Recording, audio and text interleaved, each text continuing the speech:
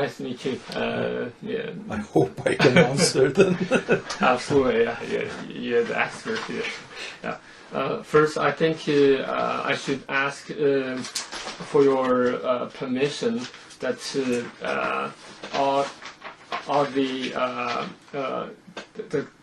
interview, the conservation today, will be used as a few notes in my paper and further publication. All the documented data will only be used for the academic purpose. That's okay with me.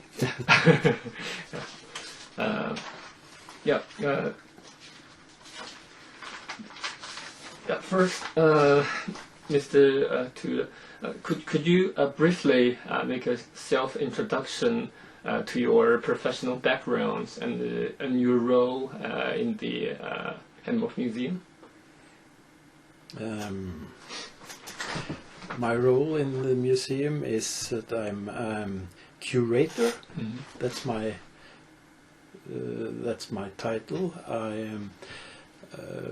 I mostly work with the medieval ruins, mm-hmm. The conservation of them, and also with archaeological excavations. Yeah. So you've been training as an archaeologist, right? And a medieval historian. Historian. Oh, yeah. And I studied archaeology and medieval history at the university. Mm-hmm. And for some years I worked with the excavations in Oslo. Yeah. And also some years in the Department of Environment, which is responsible for the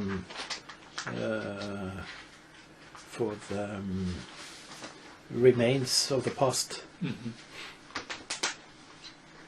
And when did you come to Hamar? I came here in 1983. 1983. Yeah. Then you must be involved in many conservation projects here. Many conservation projects, but not in the building of the museum. Mm-hmm. That was already here. Yeah, you mean the older part of it. Yeah, made by Sydfem. Yes, but there are also two more recent buildings by Sverre Fehn. Yeah, the one just outside here and one in that end. Yes. Yeah. Mm. And I worked a lot with those. Mm-hmm. Yeah. And what about the Vennebig the cathedral? Yeah. I took some part in the archaeological excavations there. Yeah. But most of that project was outside the museum. Mm. Yeah.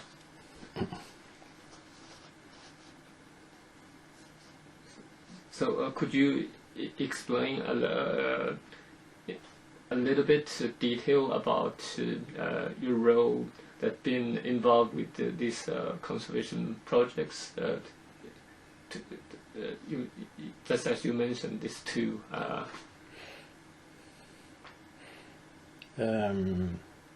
My role with those buildings, it was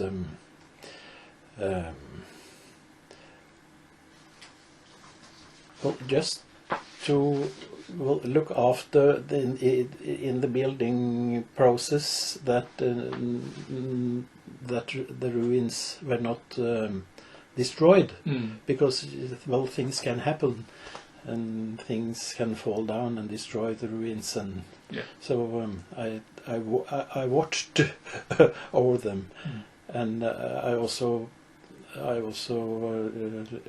made the archaeological excavations before the building started. So when was the year of that, roughly? Roughly, the buildings were finished, I think, in 2005, and well, it was. Well, the excavations started really in the 1990s. Yeah. Mm. So could you explain a little bit about your responsibility as a curator in museum? What was it roughly about? It's roughly about the medieval ruins, look after the medieval ruins, make plans for conservation, lead the conservation, apply for money. Yeah. That's a very important part of it. Yes. And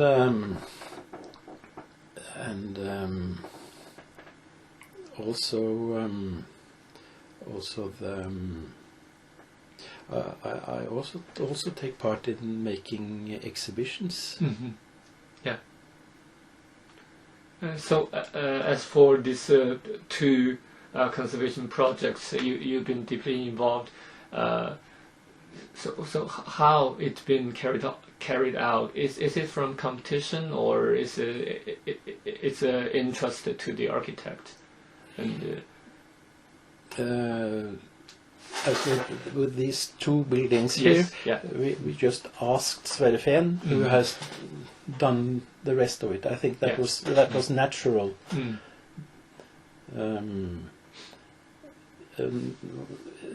But the glass dome over the cathedral, that was a competition. Right. Yeah. I've heard of that. Yeah. So I think it was more natural than to ask Sverre Fehn, because he had done the rest of it inside here. Yeah.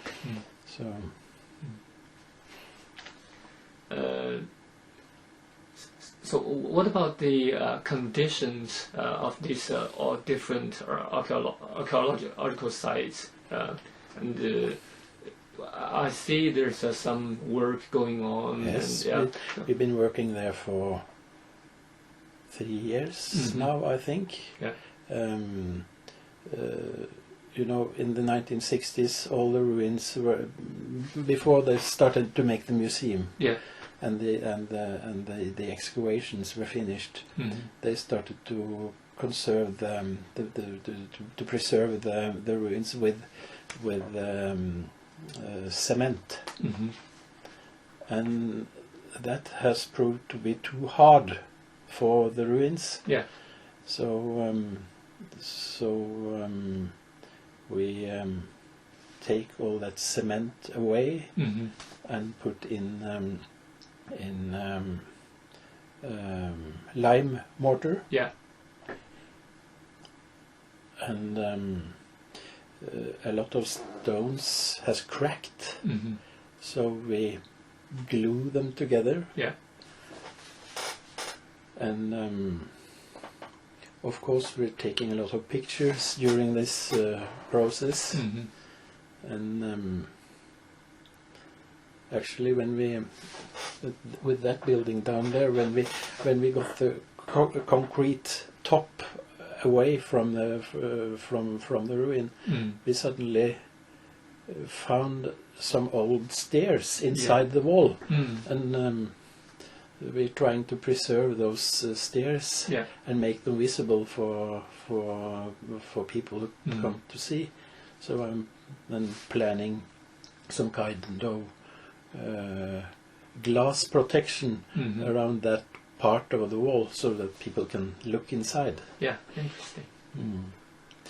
And we have a plan for conservation of the whole ruin part here, and well, it needs a lot of money. Yeah, absolutely. Yeah. So we take one part at a time. So next year we will start with this long wall going up there. Yeah. Is there going to be some temporary protection building for the ruins? No. No. Yeah. Yeah. We take that away, and on top of the walls we plan to put a special kind of clay, and grass Yeah. on top there. So that can be considered as a kind of protection for the ruins. Yeah. Yeah. Earlier they used concrete. Yeah. That's too hard, so that now it will be a soft kind of clay. Yeah, I think it's common. It's common way. We also use a similar way to do for the archaeological sites in China. Because in China, most of the ruins are rammed earth, even weaker than this. So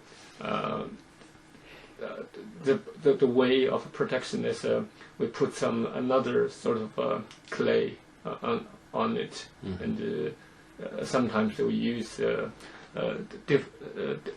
we also try to use some tar, colored tar, as a protection layer for the ruins.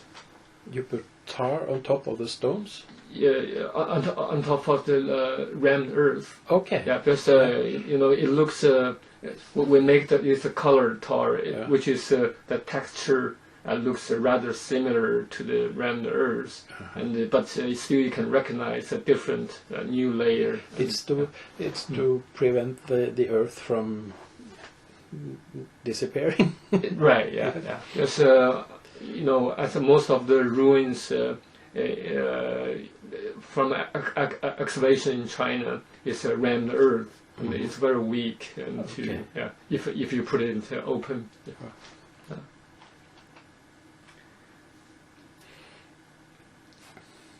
We are also, with some of the ruins where it's necessary, we put on some new stone to prevent the oldest part to fall down. Yeah, but it can distinguish from the old. We put in some marks just to mark where the wall is new. Yeah. Interesting. So, as the user, how do you feel about these different features between these different protection buildings? I mean, mainly this Storhamar Låven made by Sydfinn, and also that the glass building made by Schlieren Slado. How I feel about it? Yeah, how do you think? Well, I think is it wise way for conservation, or just your opinion? Yes, I think it's well.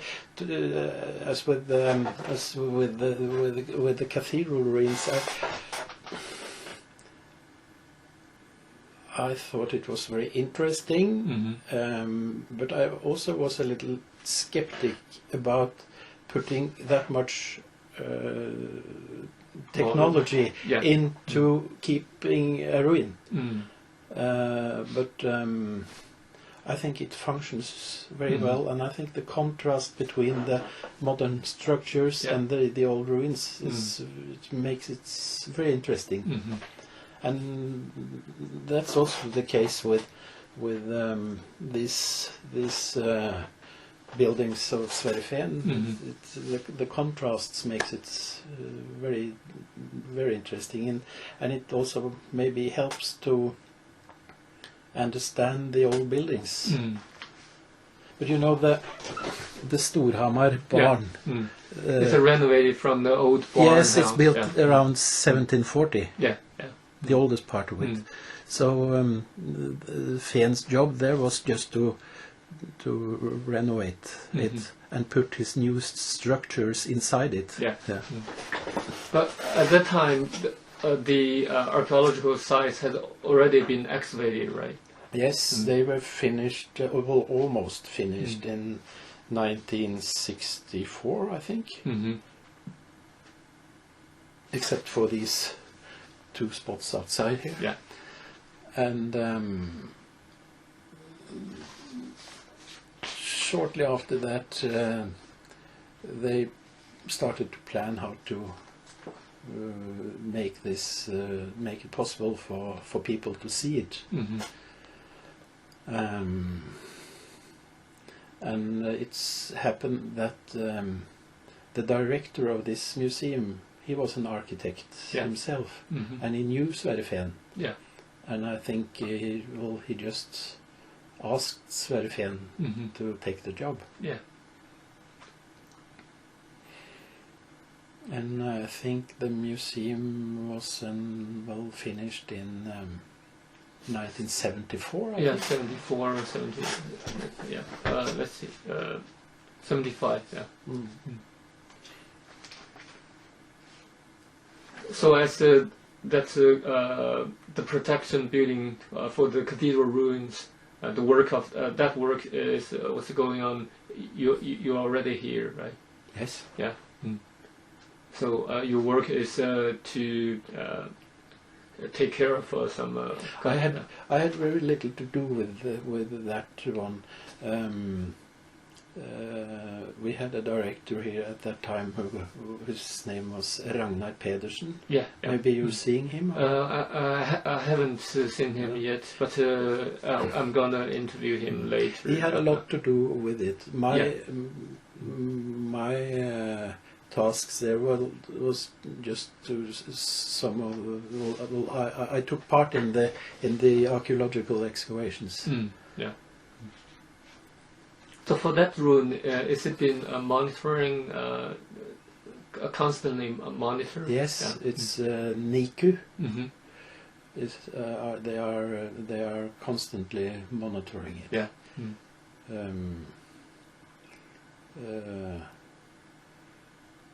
They check the moisture inside the walls. Yeah. Which is actually still very high. And they check if the ruins has moved. Yeah.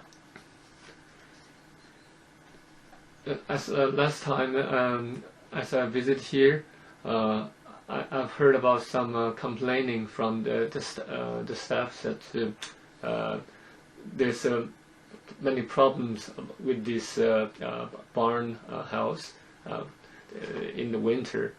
So what is your experience about that? Well, it's not open in the winter, but of course it is a problem to have a museum or to have a museum building that you can't use in the winter, and also where you have to take away the most important objects and put them in a warmer place. But also, there's also problems in the summer. What is that? What is that? Is the glass boxes where you put the objects inside. They're not. They're very difficult to maintain. If you want to put in something new, you have to have 5 men working, and it's almost impossible to get the dust away inside them. And for some reason they let in the dust. Yeah. And it's also a problem with the exhibition that was made by Sverre Fehn. We can't change it. Yeah. Because it's an important monument in itself. And it makes it very difficult to run a museum in this. Yeah, true, absolutely. Yeah. That's very true. So we try to put small exhibitions inside the old one.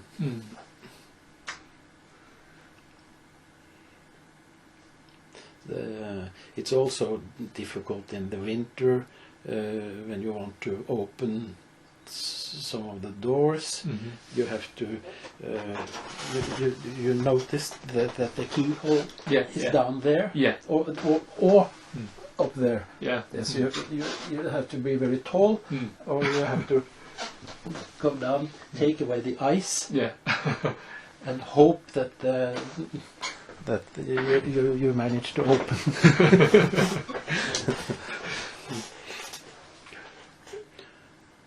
But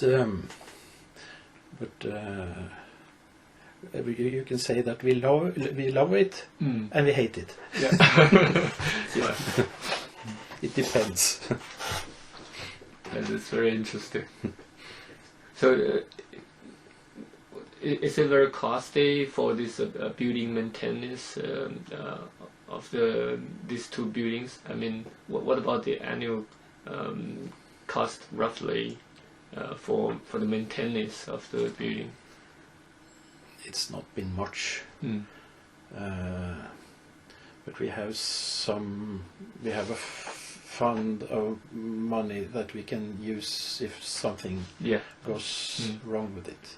I think the only maintenance we've done yet is to have new tar on the roof here. Mm-hmm. Yeah. What about that glass cathedral? I mean, like small, like work, clean the glasses. How often? Two times a year. Two times a year. Yes, we clean the glass. And when it's about the glass cathedral, it's the Riksantikvaren who pays. Yes, they pay for the cleaning of the glass, and they pay for the heating. Yeah. Okay. And other kinds of maintenance. So we don't have to worry about that. Okay, that's good. So for that glass cathedral, it's also been used by the church. Yes. Yeah. So how often is it? I think they have. It's 9 times a year. Yeah. And is it free for the church? It's free. It's free for the church. But when people want to marry there, and with nearly every Saturday we have weddings there, and they pay around 7,000 kroner to the museum. Yeah.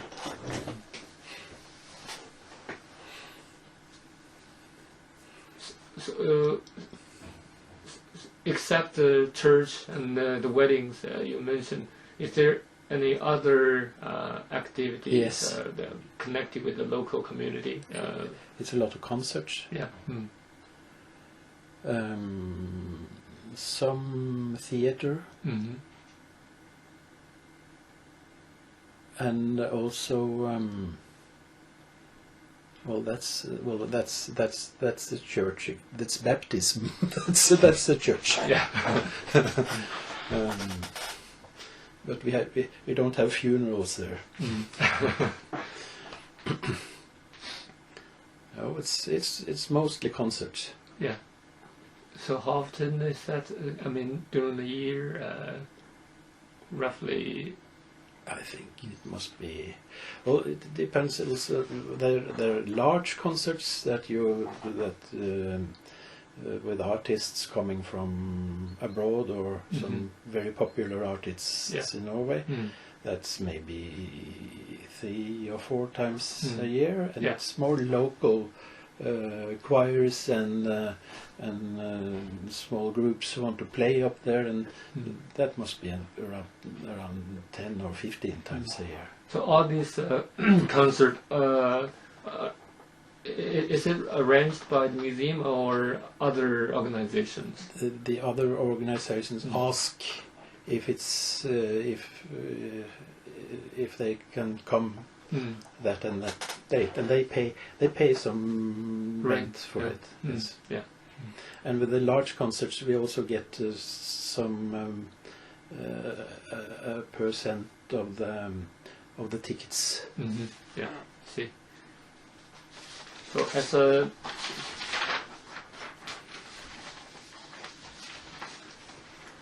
As for running expenses of the museum, how many percentage of the money comes from national level, and how many percentage roughly come from the county, and how much percentage from the income of the museum itself? That's difficult to tell. I can only answer for the whole budget of the museum. Yeah. And that's around, I would say it's around 45% from the state. Mm-hmm. And it's some money from the municipalities around here. Mm-hmm. That's not very much. It's maybe 5 million. Yeah. No, not that much. It's 3 million, I think. Mm-hmm. And the rest is from the county. Yeah. So, what about the annual income from museum, roughly? The annual budget is around 15 million. Yeah, and could you roughly talk about the statistics about the composition of visitors? For example, like how much percentage in a year come from inside Norway, and how many percentage come from outside Norway? A very large percent comes from inside Norway. Mm-hmm. Not very many from outside. Mm. It's mostly architects. Yeah. Yeah. Or some few groups, but that's I think the buses with foreign tourists, it's very few. Mm. Some tourists with cars from France and Germany, but not very many. Yeah. But is there statistics like how many visitors during a year? It's every year we have around 35,000 visitors. Yeah. And I can't tell you how many that are foreigners and how. Yeah, I have no exact. I'm not working with that. It's other people who are doing that. Yeah, because I'm asking this because now most of museums, and including site museums in China, they have been put into this marketing system. So all the museums have to survive by themselves, and only by themselves. Almost, yeah. They also got the fundings from the government, but it's a very small percentage. Okay. Yeah.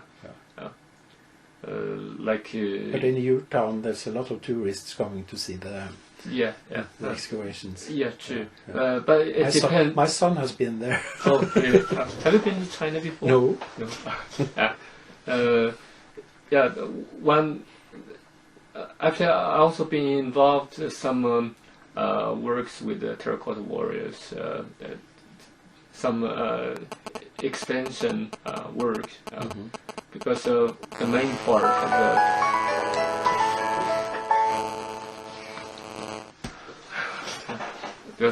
the main part had finished in 1993, but after that there's a new excavation, and also they want to connect it, all the different pieces as a whole area, and as a national site park. So the institution I've been used to work on is to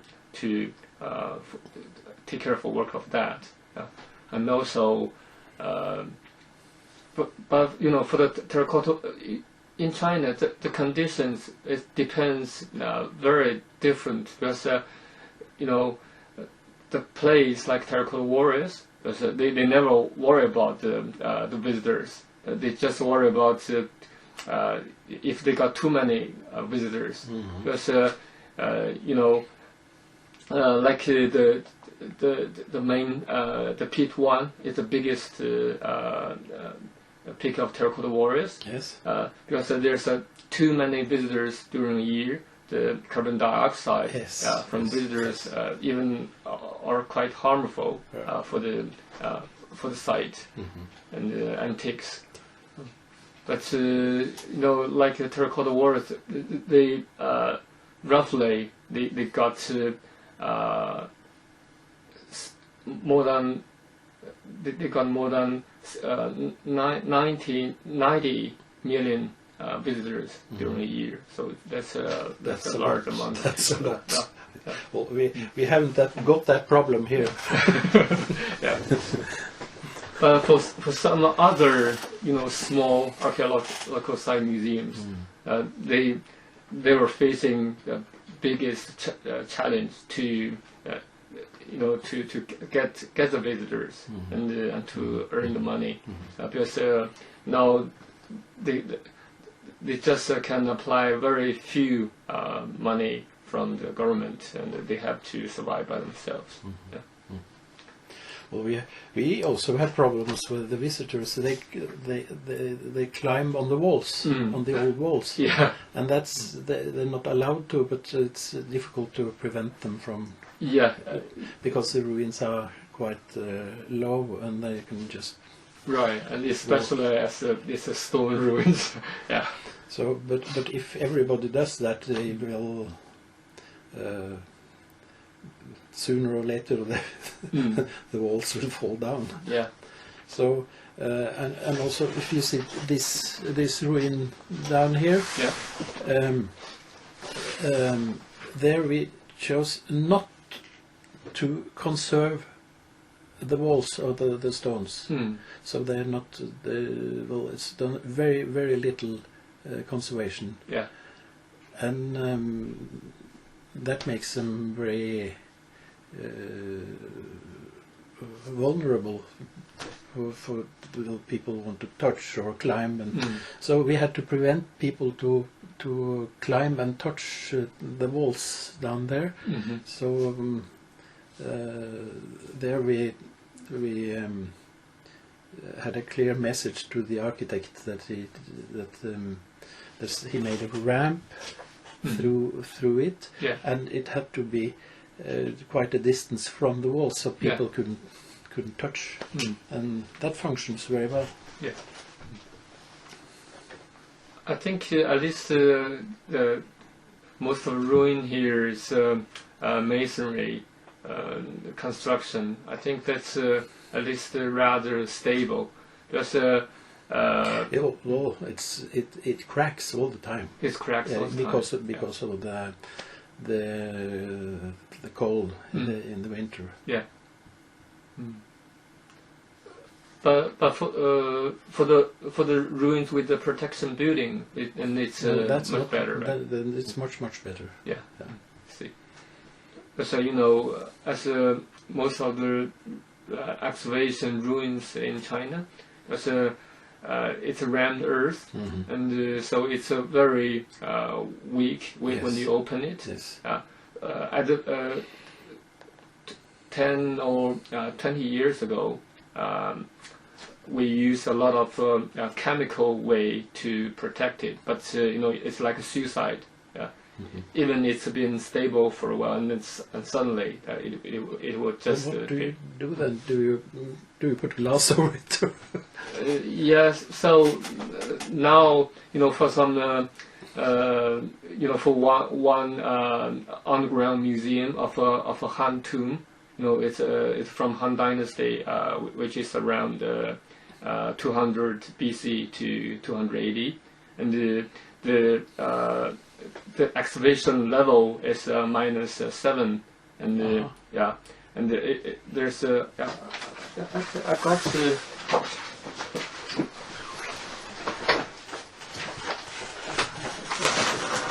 If you're interested to see something. This is this kind of room.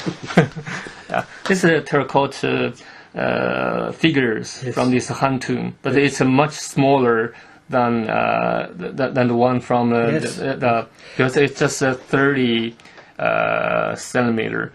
I think it's some of them has been. I think I've seen. In Trondheim, in Norway, because they borrowed from this Hanyangling museum. I've been participating in this project as assistant architect when I was in China. You can see. Yeah, this is the tomb of emperor and empress. Yes. There's a picture before the excavation, and this is a protection building of this ruins of South Tower. You make them in a traditional style. I think now. It is we don't encourage way like that, but that was finished I think in the year of 2000. At that time, the archaeologists are still rather active to use this sort of way, to like a restoration. But actually, it's a protection building, and with a steel framework inside is the ruins. Because the archaeologists they thought the ruins is too abstract for the visitors, so they use this restored image from their study. Yeah. But that you say it's too abstract for people. But then we use models. Yes. And probably you do as well. True. Make models of the building as what they could have looked like. Yes. Yeah.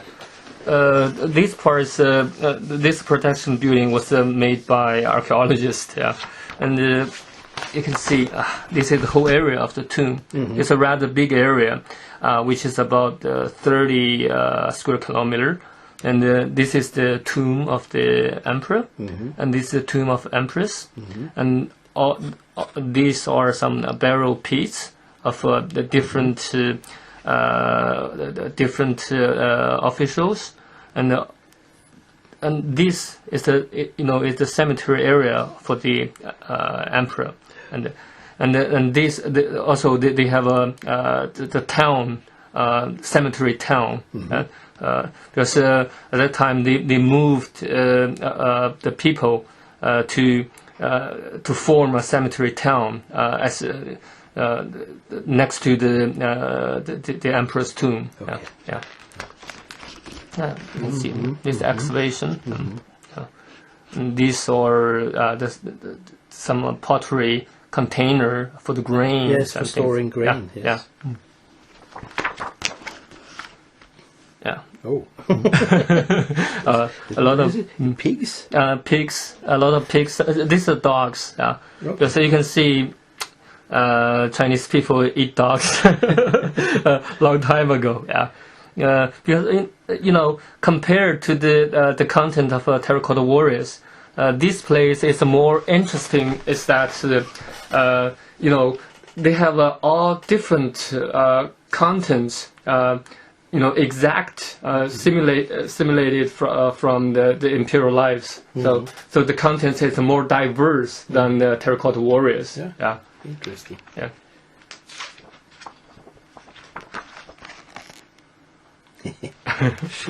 Yeah, sheep. And this is a terracotta figure, and it's at 30 centimeter, much smaller than Terracotta Warriors. But they use the wooden arm, which is adjustable, but it's fade away during the long year and history. And they used to have clothes, and the real clothes. Yeah. But all the textiles have disappeared. Yes, yeah. There's still something remained, but very few. Yeah. Yes, and all the different animals. Yes, yeah.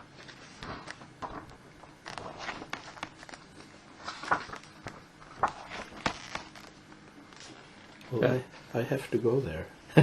Yeah, if you go there, just let me know. I will ask my friend to take care of you. Yeah.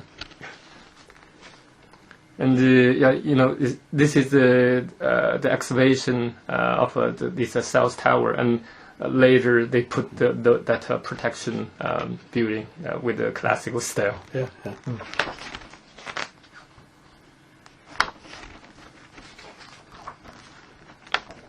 The drainage system. I think it must be very interesting to excavate. Yes. These things. Yeah, true. And actually, the project I've been involved with, it's a small underground museum, which is in this part. Because, you know, surrounding this emperor's tomb, there's more than 80, there's about 89 different burial pits with different contents. Simulated from the imperial lives, some with you know, different pigs and dogs, and some part with you know, eunuchs and things like that, different figures. Yeah. And so finally, you know, the client, the museum authority, they decide to use northeast part and choose more than 15 pieces for exhibition. That's that's where our project come from. That is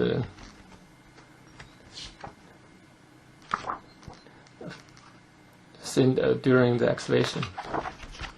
And this is warriors. You can see all those clothes, armors.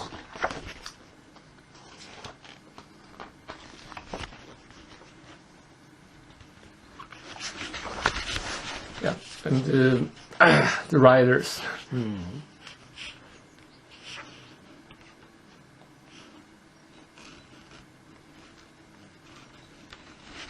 And also they have a, you know, all these small weapons, Yes. but much smaller size, like toys. What are those? This is the seals, you know. Okay. Yes. They use the seals as signature. Yeah. And all the different containers.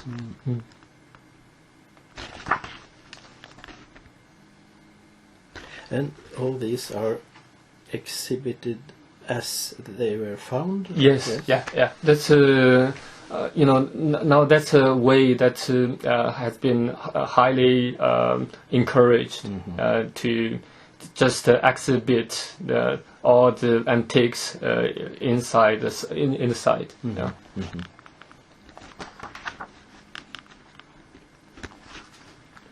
It's I think it is the foundation of the post. Yes. Yes.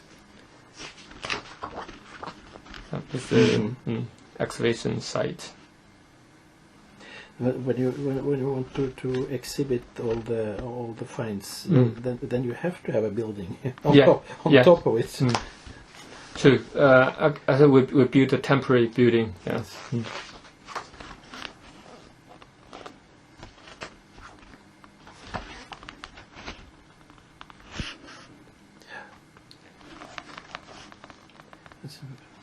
Yeah, this is the barrel piece for the officials. But it's kind of a privilege to bury it next to the emperor. Yeah, at that time. They were buried there when they died, or when they died, or were they killed to be buried there? Not like that. In the Han dynasty, they buried when they died. But we also found there's very interesting something interesting here. Actually, it's a burial piece for the prisoners because they use prisoner as a worker for the cemetery area and bury them here. Because you know the Viking ships. Yeah. Yes. in one of the Viking ships, the lady found there, she was buried with her kind of slave or something, and the slave had been killed. Yeah. Yeah. It was brutal. Yes, absolutely. But that's what happened in history. Now, actually, it's also rather interesting with this cemetery town. It's a town for about more than 200,000 residents, and the people, actually, they are rich families in the east part of China. At that time, the main threat to this Han dynasty is the Hans in the north and the rich royal families in the east. Yeah. So they forced the rich families to move here as a privilege, and actually it's a way to control them. And and also this town can be a frontier for the Hans to the capital. The capital is located in the south.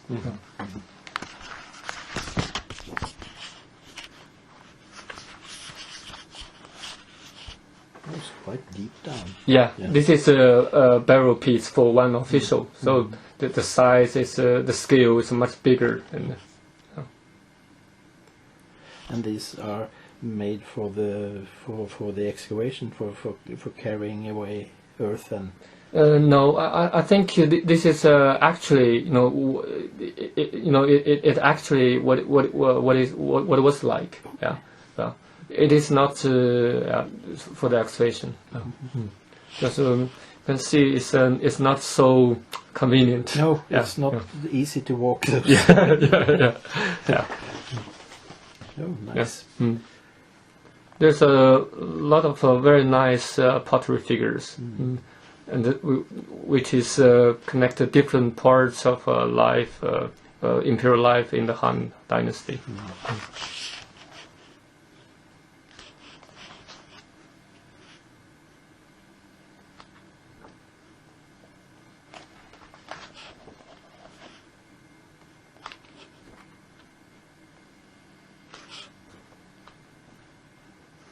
A lot of nice objects. Yes, true. But because this emperor, this Han emperor, he has a reputation as a frugal emperor. So he didn't use those real size figure like Qin emperor, with the terracotta warriors. Yeah.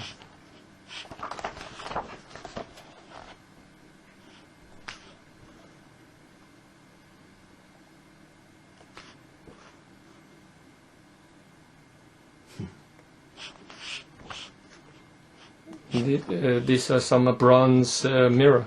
Okay, yes, it's a back. It's backside. Yeah, backside with beautiful patterns.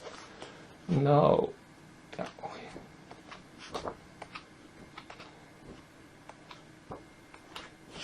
it's our museums. Yeah, you can see. The main strategy we adopt in this underground science museum is that we use this glass tube as a special environment for the visitors, and so the environment of the archaeological sites and the visitors have been separated, and also then there's this rammed earth site, and also the pottery figures, and all those different antiques. They need a certain humidity and temperature, and so for the inside, it's very good for it. And but all this earth, is it completely dry? Or no, not. It's rather humid. Yes, because with all this glass and things, it must be a problem with the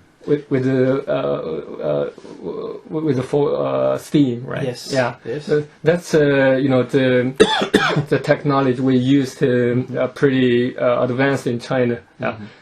Actually, we use some special technology to deal the problem with that. And for all this glass, they have very thin film, metal film, and and there's a sensor inside, and when it's too moisty and too humid, and the sensor will sense it, and then this glass will be automatically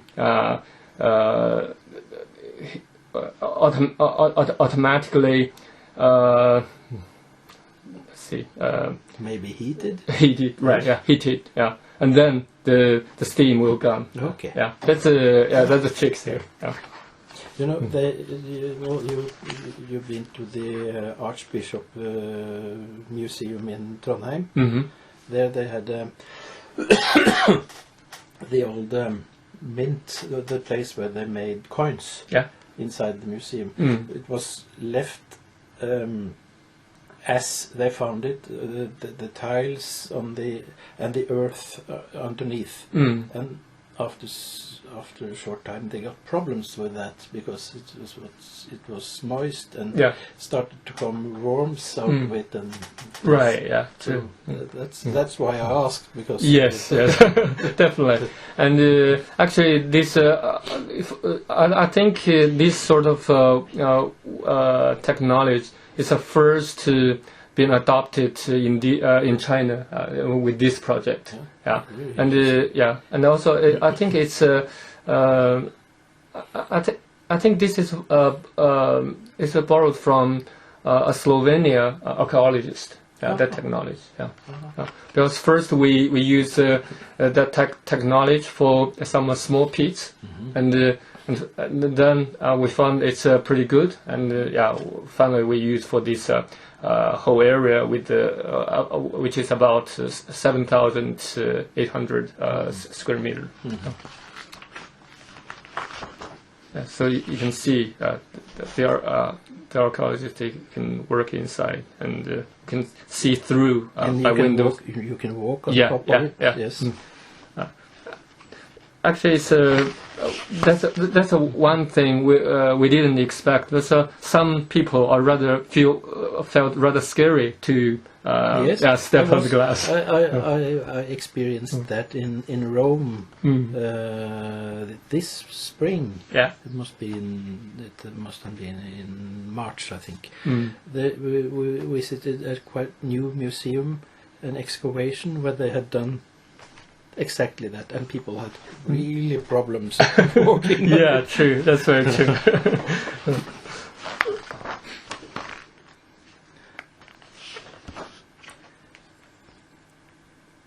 It was done in the year of 2005.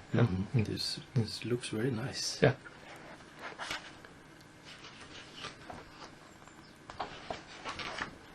When you have a plan to go to Xi'an, just contact me. I will ask my friend to take care of you. Yeah. I will. Yeah. And there's also some buried animals. I think it's because it was rather precious animals, which was a gift from other emperors from other countries. Horses, I think. It said it's. I didn't remember this one, but there's a one which is rhinoceros. Yeah. Okay. Yeah.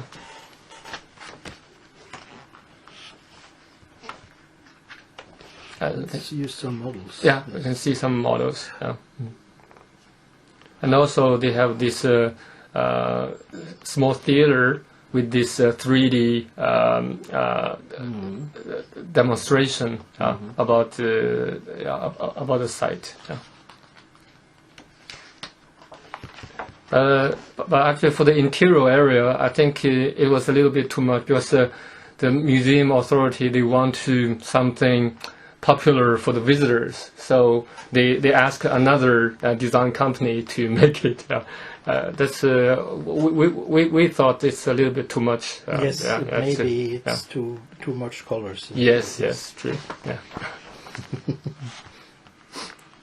Yeah, yes, very interesting. But yes, but there you put a lot of technology around the excavations and the ruins. Yes. Yeah. So it's well, more or less like the glass cathedral. True, yes. But for that glass cathedral, I've heard something from Steiner. He said that at the beginning there's a water leaking problem, right? No, not water leaking, but condensation. Mm-hmm. We wanted to have concerts there in the winter. Yeah. And then we heated it. Mm. And we heated too much. Yeah. And it started to rain inside. Mm. Right. Yeah. But so that glass is not two-layer glass, so it's, no, it's one. It's just thick. Mm. Okay. Yeah. So, but all the it was all the water coming down was it was condensed from the moist air inside the building. Yeah. It's we had no leaks. There's no water coming through the glass. Yeah, it's from inside. It's from the inside. Because the heating. Yeah. But for that glass cathedral, there's a heating system inside, right? It's a heating system. Yeah. It's not inside. It's underground, some 30 meters away. Yeah. And where the air is heated and transported up to the building, and it's coming out through things around it. I see. Yeah. But for these two protection buildings, there's no heating inside. No heating. But it's good enough for the archaeological sites, right? Yes, as long as the ruins are kept dry. Yeah. So it's no problem. Okay, I see.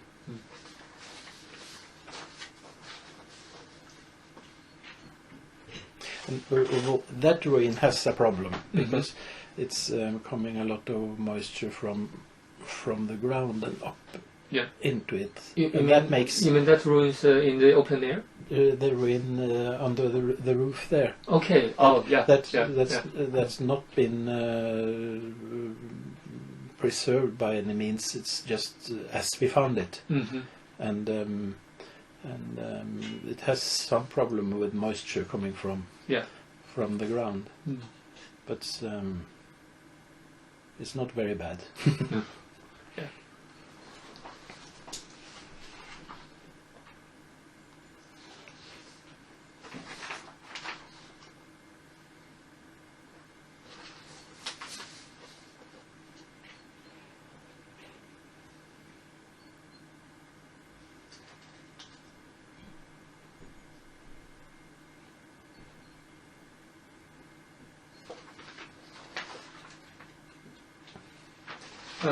Yeah. So this is a question about basically information about museum. So how many staffs in this museum? 23. 23. Yeah. And what about their backgrounds? Professional backgrounds. We are 2 curators. Who have education in cultural history, different kinds. Yeah. We got 2 conservators who are looking after the objects and preserving them. Yeah. And they are doing that for the whole county. Not only this museum, but all the other museums. Yeah.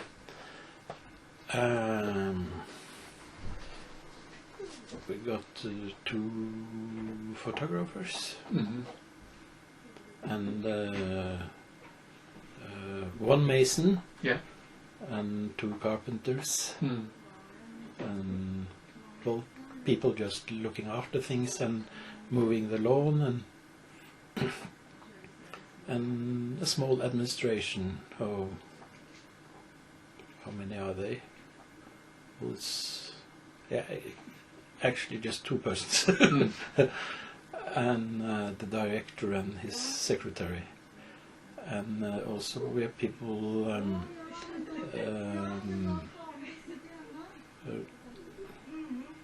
dealing with well, the visitors, Yeah. and the school children, and yes, they are. How many are they? 3, I think. Yes. That's all. Yeah. Yeah. And also, as these 2 conservation projects you mentioned, I'm rather interested in, how this work has been carried out. Like, for example, like for you, how did you, communicate with the architect to present your idea and willing to make the things going on? Well, with an architect like Sverre Fehn, Yeah. that's quite difficult. Yeah, sure. But we had a couple of meetings where we presented that, as I said, the ruins, it should not be possible to touch that ruin, Yeah. and not possible for people to climb. Mm. And well, he listened to that. And it was also clear that there should come no water Mm-hmm. and make the ruins wet. Yeah. Well,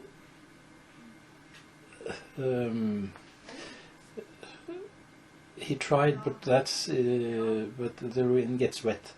Mm. Because not because of the moisture from the earth, but he has left that you can see outside there. Yeah. That much space between the concrete and the glass, Mm. and there the snow is coming in, Yeah. Mm. and quite much. Right. Yeah. I can much see. Yeah, snow. there's yeah. True. So well, we're planning to do something about that. What was your impression about the architect and during the communication? Well, of course, he was a very interesting man to talk to, and he was very interested in history, in cultural history, and of course he was very interested in this museum because this was one of his first projects and one of his largest projects. Yeah. Yes, and I think this Storhamar Laven is also, as architect, we also it's also been commented as one of his best work. In yes, his, yes, in I his think career. so. Yeah. Yes. At least the first part of it. I don't think what people mean about these 2 new. Yeah. But I noticed that from these 2 new projects, and the way of his approach is are getting much lighter. Not like a Yes. concrete. Yes. And yeah. Well, it's a lot of concrete here too. Yeah. Yeah. True. It's, yes, but I agree. It's kind of lighter. But about this, the shape he made there. Yeah. That's because the building or the cellar that was excavated down there, has a vault. Yeah. It goes like this. Okay. It's Yeah. cracked in the middle, but it's coming up like this. It's just to repeat that that form. Yeah, interesting. And that we discussed in the beginning. Yeah. So, as the the way to communicate with the architect, is that there's I mean, drawer is sort of members from museum, and you have meetings for different round with the projects, and so what is details about that? I think we had 2 initial meetings in Oslo with the architect. Yeah. Discussing, and he made some drawings, and we looked at them, and we discussed the drawings. He made some. He altered something, and after that we only communicated with his assistant. Yeah. Because I think that mostly was because he was a very old man. Yeah, true. At that time, I think he was pretty old. So yeah. But so for taking care of all those details, is his assistant as the main take the main role. And during the building process, we had meetings each fortnight, going through what the next steps and what had happened, and how to solve things that had happened. Do you remember his name? I mean, the assistant. The assistant. His name was.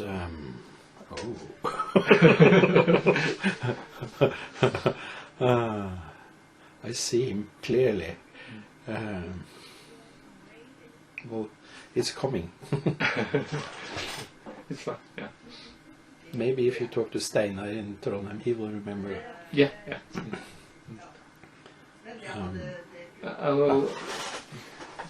I think I can also check from the literature to find this. Because I have read a few books. One is written by Ragnar. Yeah. And this Hedmark 200 anniversary. I think it's from museum. I think I borrowed from museum.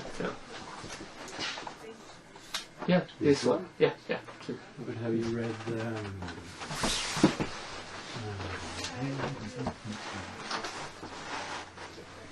Where is it?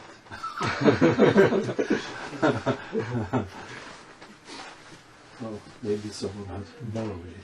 But Ragnar has also written a book about Sverre Fehn and the Storhamar. Okay, yeah, that'd be great if I could.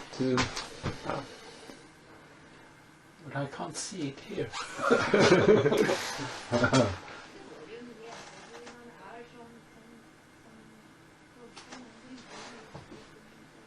That you can, if you go down to the White House there, you can probably buy it there. Okay, yes. Yeah, I will see. Yeah, and but is there also some literatures in English text? It's the same again. Well, it's a lot of literature about Sverre Fehn in English, but I don't think we have much of it here. Okay, yeah. But I think all the schools of architecture. But do you remember the title of that book you mentioned, written by Ragnar? I'll find it. I'll see if someone else here has got it sitting there. Shelves.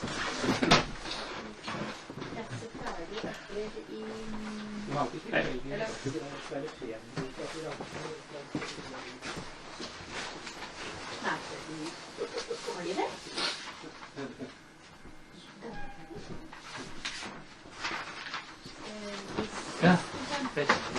Don't think it's much in English, maybe, but it's okay. I can read the Norwegian, even though I can hardly speak. You can read Norwegian. Yeah, I can read it. And also, my wife, she handled Norwegian pretty well. Okay. Yeah. Can I make a picture of this? Yes. Yeah. Yes. Yes.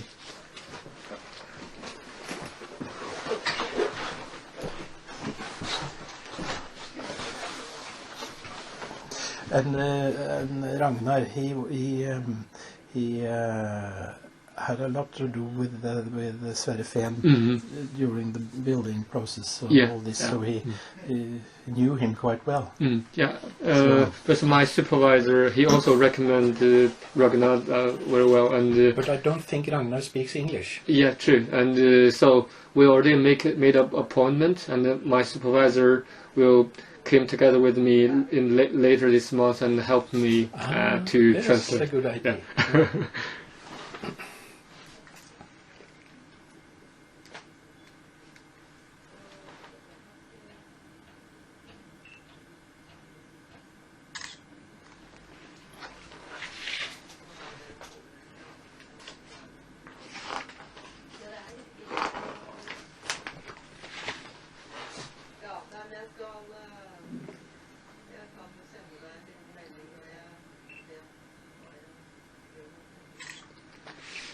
So this book is selling in that what house? I hope so. Okay, okay. I will try to borrow it from the library. Yeah, I think. But I also think that you can still get it in the large bookstores. At least in Oslo. Yeah, I see. Thank you.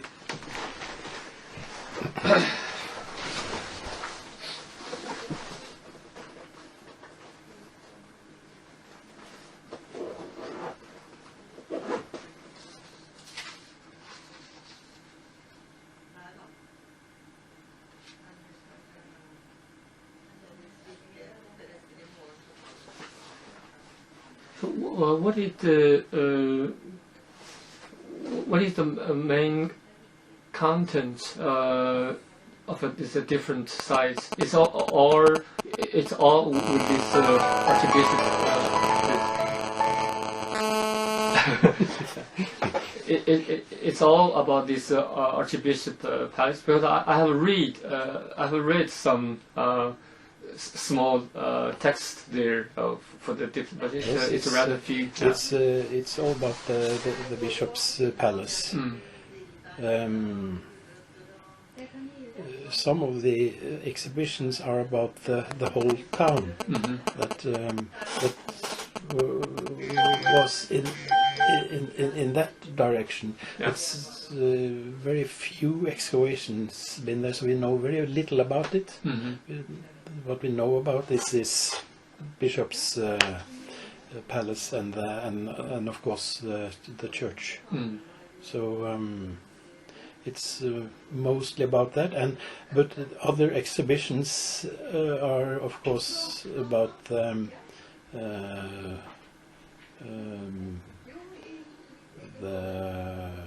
farm life around here in 1600, 1700, 1800.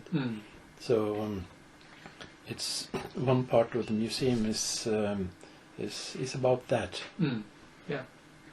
And one part is also about prehistory, the time before the Middle Ages, Viking Age and Iron Age. Things excavated in the era in the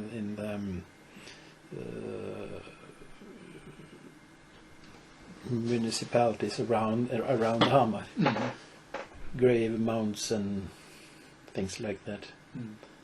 So this is one rather nice exhibition about that, and that's not been done by Sverre Fehn.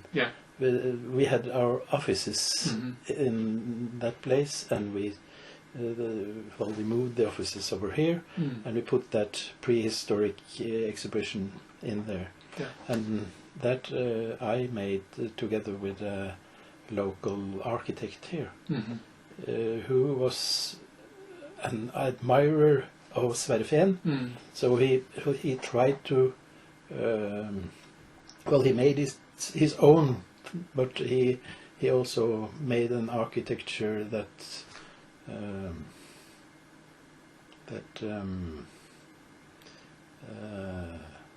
went well along with Sverre Fehn's things. Yeah. When was that? That was in 1984, I think, that opened. Yeah.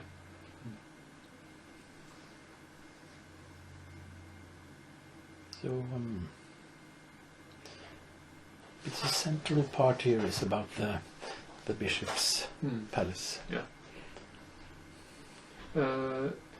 So is there literature test for the content? For the introduction of the more detailed information of this.